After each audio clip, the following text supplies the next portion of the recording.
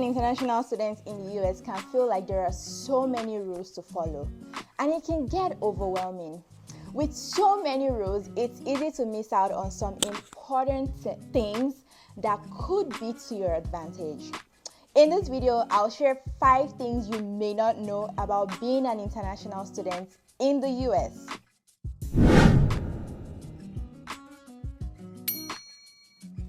Hi, my name is Moyo, and this channel aims to share personal and professional growth tips to help you adults one video at a time. Let's jump right into the tips. Please note that I am not an immigration lawyer, and all these tips are based on my personal experiences being an international student in the past. So tip number 1, do you know you can travel with an expired US visa? If you are on F1 status in the US and the visa stamp in your passport is expired, you can travel to Canada or Mexico for up to 30 days. Re-enter into the US without having to renew your visa.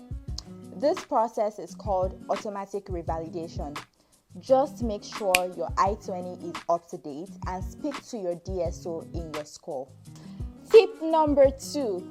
You don't have to return to your home country to renew your visa. You can get to visit a US embassy in a third-party country to have your visa stamp renewed. They always say there's a small risk with this, but there's a risk to renew your US visa anywhere in the world, really. I know several people who have done this successfully. So don't let that scare you. If you can't go back home, you can always renew your visa in a third-party country. Tip number 3, you can file your green card yourself. Yes, many people assume that the only way to get your permanent residency status in the US is through sponsorship, either by marriage or employment and so on. But you can actually petition to file your own green card in a category called National Interest Waiver. This is usually for people who have exceptional abilities that is of national importance to the US. Most people with PhDs and master's degrees are able to do this, but just click in the link in the description box to learn more about this if this is something that you think you might qualify for or might be interested in. To learn more about the details, get that green card. Tip number 4, you can travel to certain countries visa-free. Because you have a US visa, certain countries allow you to travel to their country regardless of your citizenship, visa-free. You can find a list of these countries in the link that I'm going to be sharing in the description box. Just be sure to confirm with the embassy of that country to make sure that their rules haven't changed.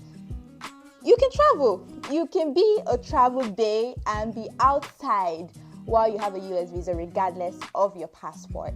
Don't let your passport stop you. The last and definitely not the least tip is tip number 5.